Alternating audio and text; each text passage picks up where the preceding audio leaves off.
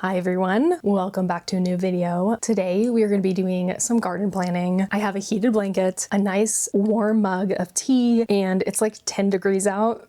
I know the weather isn't very inspiring for garden planning, but we're going to get it done today because it's the end of February. We need to start things indoors. I am in Denver, which is zone 6A, I believe, and I'm going to walk you through my seed starting schedule, which includes all types of vegetables, herbs, flowers, dye plants, and I'm also going to go over planning the actual garden on my iPad right here. Stay tuned for that. So in Denver, our last frost date, I believe it said May 5th, but oh no, we don't trust that, especially here. That is not it. If you put your things out on May 5th, you are guaranteed to get a surprise frost coming out of somewhere, right? So there is some tweaking to do in my own environment here. If you want to follow along with my seed starting schedule, that's totally cool. You just have to make a few changes for your own zone. So either starting a little bit earlier than mine, or maybe you're starting a little bit later, depending on where you are. Some challenges that I face here is that we have a short growing season. We get late spring snow. We have pretty hot summers. We have very low humidity. It's dry as hell. There is so much wind. Like where I am gardening, which is a community garden, the wind is so harsh until you get plants in there to kind of break the wind, which also dries the soil out very fast. So I have to do frequent waterings. We also get hail, a lot of hail. I used to live in Colorado Springs and we got way more hail there than we did here, or at least last year I did not experience a much of hail here in Denver, but in Colorado Springs, it was like a hailstorm every single week. So I had to really protect my plants or else they got destroyed. Also, since we are higher up, I'm at like 6,000 feet, the sun is just brighter, hotter, sizzling. Like when you're out there working, you can feel it sizzling your skin, and it's so harsh on the plants as well. Some people will do shade cloth over their plants to protect them from the sun's rays, or else they might get completely toast. Some things that I use to combat those issues, I do a lot of row covers, which helps with hail, but also cold temperatures. I'll do hoops with netting, which also helps with hail. I also start my seeds indoors in a little greenhouse. I am in an apartment, so I don't have a lot of room, but that is what works for me. I use grow lights, heating mats, and some other special items to help me be as successful as I can starting seeds inside. I will link you to a video of all of the tools that I use. It'll be right over here. You can go check that out after this video. So it's February right now. It's the end of February. It is February 19th. Yes. So I need to get on it like now. For February indoors, I'm going to be starting artichoke, which needs to be vernalized. If you don't know what that means, that is,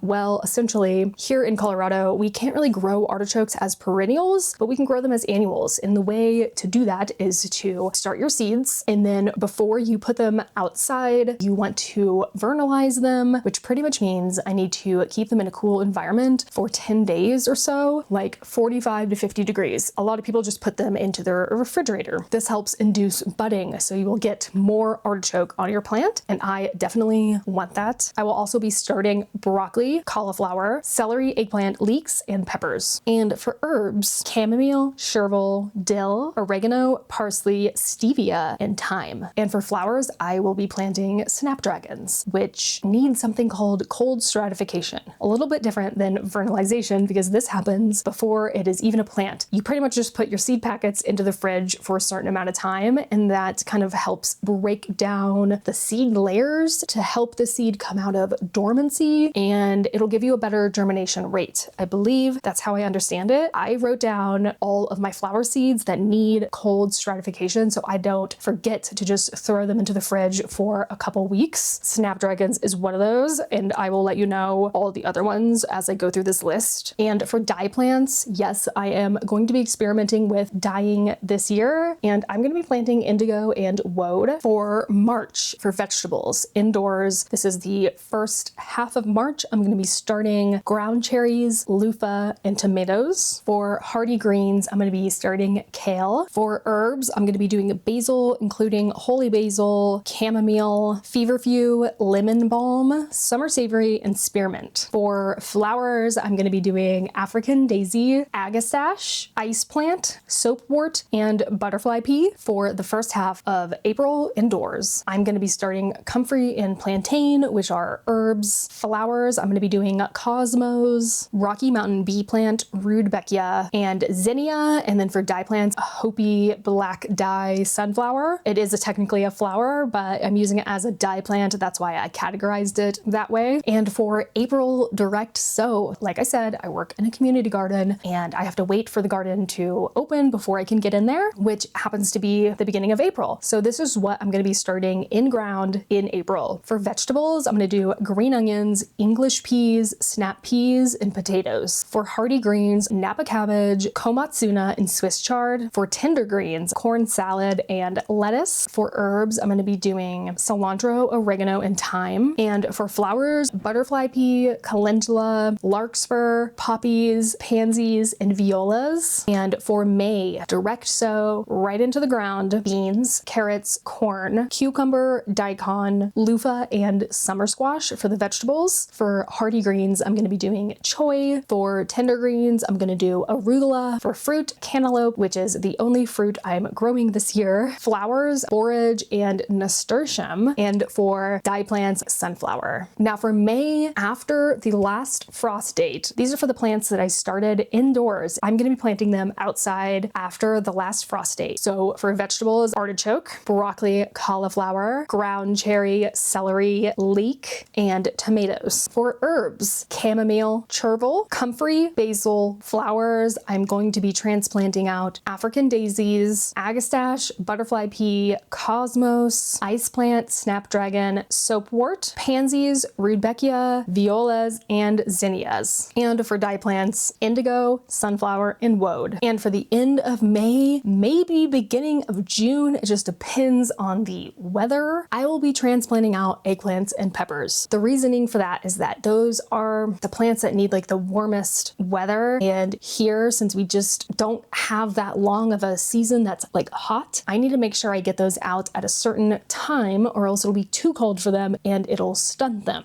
So what I've learned over the years is with eggplants and peppers, they need to be started first in February and they need to go out last. I feel like that's the only way I'm going to get a successful harvest of peppers and eggplants. That's what I'm going to do this year. If it doesn't work, then we're going to have to figure out something different for next year. I will also be planting onions and garlic as soon as the garden opens in April. These I will be buying starts of from the store, and then I'm just going to throw them into the ground and hope for the best. If you want to know which varieties I got for all of the plants that I mentioned, go ahead and check out my seed haul. Again, I will link it here and you can go check that out after this video. Also, another note, before I transplant any of the seeds that I started indoors, I need to harden them off, which means I'm going to be taking them from the inside and I'm going to put them outside on my balcony for like 1 hour the first day, and then the next day 2, and then the next day 3, until they can handle being outside all on their own. And once that time comes, then I will be putting them into the garden. So this is going to be like a rough layout of what the garden is going to look like. I will be trying to rotate my crops this year from last year, and yeah, we'll see how it works out. I have a 10 by 20 plot at a community garden. This is all the space I have to grow besides my balcony. So yeah, let's get into it. If we're looking at the garden, this is north, this is east, south, west for the most part. It's not like super accurate. I think it's kind of on a tilt, but it works. I did tomatoes over here last year. I did corn right here, cabbage and potatoes over here, carrots. There's like trellising around here. So I did peas on the trellis and cantaloupe there, Swiss chard, beans, tomatoes, more beans. And then I also had like random stepping stones, something like that. That's kind of the layout that it looked like. Okay. Now we're going to do something different. I think I want to do tomatoes in the corner up here. Tom's, put the stepping stones there. I found a really good crop rotation guide on bonnieplants.com. I'll link it in the description, but I think I'm going to try to follow this guide as I go through my garden planning because it's going to help definitely a lot. I think I want to do all my root vegetables here. So that's carrots, onions, garlic, beets. If I'm going to do beets, that is, I might not. I'm kind of like iffy on the beets. I did have a whole bunch of onions right here last year, which it says cucumbers, tomatoes, squash, eggplant, peppers. So that's good. I think also then going off of these tomatoes, we'll do peppers, eggplant, cucumber. So I had a whole bunch of tomatoes kind of in this area. I was kind kind of more so like that. We'll do greens here, which is kale, but also the tender ones like salad greens, lettuce, cabbage. I did cabbage and Swiss chard here last year. It says beans. Okay, so yeah, we can do a little patch of beans here. Also last year I had my plants all over the place. Like I'm talking like, let me get rid of that really quick and do like, they were everywhere. So I had like onion, carrots, potatoes, Swiss chard, cabbage, corn, beans, flowers. I had like a random poppy right there. I had like lemon balm here, green onion, calendula,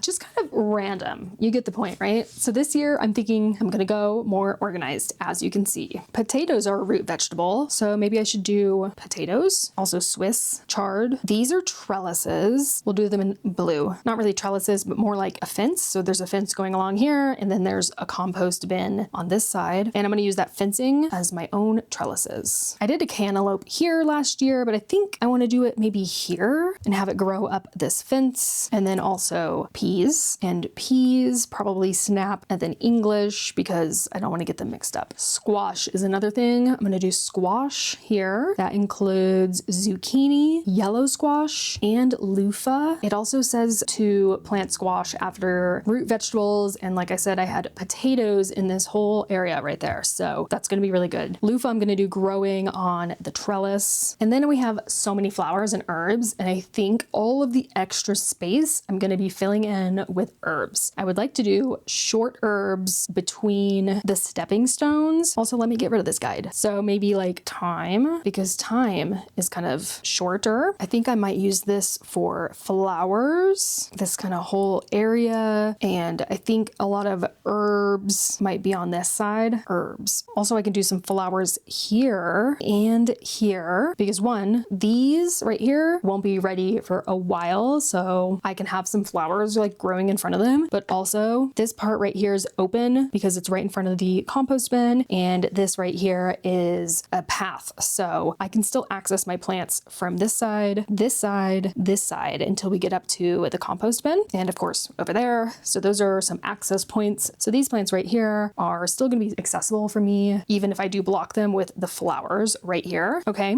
I like this so far. I wonder if I'm missing anything. Well, dye plants. I don't know how big the dye plants get, but I might do dye plants here in this area. I don't know. Artichoke, broccoli, cauliflower. We are missing those. I could do them like right here. It will be a while before the squash plants even start producing. So I think that might be okay. I don't know. And artichoke. Maybe artichoke here. Again, the tomatoes are going to take forever to start producing, and I think the artichokes will come before them. I'm not too sure about that, but also I'll still be able to access the tomatoes from right here. So I don't know. I think that'll be okay. Green onions and leeks are another thing. Might do some green onion here. Maybe here we'll do leeks just to break up this area. I feel like leeks don't take up too much space. I can squeeze them in there somewhere. Oh, and celery. Celery is new to me this year, as well as leeks and artichokes, because those didn't pop up last year. Maybe we will do celery right in this section. Ground cherries. Those are new to me. I don't quite know how much space they take up. I feel like I could throw ground cherries in with the flowers somewhere. Alrighty, how does that look? It's a very rough sketch of everything, but it is a good starting plan. I think when the garden opens up, I usually bring my iPad with me, and as I'm planting things, I will be drawing on here with where they go, just so I know where everything is while they're still seeds, because it can get so confusing where you put your seeds when it's just like one giant plot of soil. I definitely bring this iPad. I look at where I want things to go, and I just kind of map it out from there. I will even sometimes draw out 10 by 20 feet and go foot by foot, just so I make sure I know that everything will have a place. Of course, you can do that on a piece of paper as well, but it's really nice to be able to do it on my iPad. And this right here is going to be such a good starting point. I'd like to know what you are planting in your gardens this year. Let me know anything new, exciting, weird, anything. I want to know it all. Also, if you have any tips on seed seed starting, garden planning, crop rotation, leave them down below. Not only for me, but for other fellow gardeners, we can kind of compile a list of tips and tricks that will really help us throughout this gardening season. I hope you have a wonderful year full of large harvests and minimal pest issues. Please give this video a like. I hope you have a wonderful day, and I will see you in the next one. Bye!